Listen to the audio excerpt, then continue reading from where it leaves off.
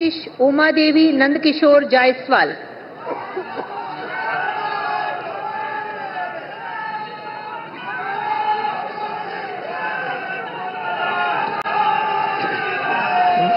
मी प्रभू रामचंद्राच्या पदस्पर्शाने पावन झालेल्या रामटेक भूमीला वंदन करून मी आशिष उमादेवी नंदकिशोर जायसवाल ईश्वर साक्ष शपथ घेतो की कायद्याद्वारे स्थापित झालेल्या अशा भारताच्या संविधानाबद्दल मी खरी श्रद्धा व निष्ठा बाळगेन।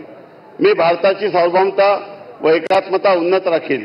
मी महाराष्ट्र राज्याच्या राज्यमंत्री म्हणून माझी कामे निष्ठापूर्वक व सत्सद विवेक बुद्धीने पार पाडेन आणि संविधान व कायद्यानुसार सर्व तऱ्हेच्या लोकांना मी निर्भयपणे व निपक्षपातीपणे तसेच कोणत्याही विषयी ममत्व भाव किंवा आकस न बाळगता न्याय वागणूक देईन।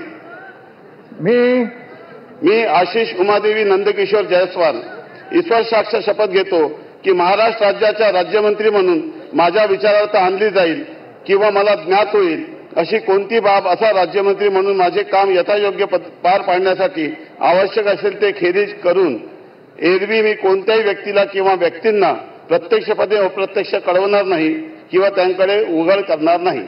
धन्यवाद। जय हिंद, जय महाराष्ट्र, जय भीम, जय सेवा। रामटेक मतदारसंघातून आशिष जायसवाल सलग 3 वेळा आमदार राहिलेले आहेत। तर माधुरी मिसाळ आपण पाहतो की पर्वतीय मतदारसंघामधून त्यांनी यावेळेचा आपला विजय अगदी खेचून आणला होता।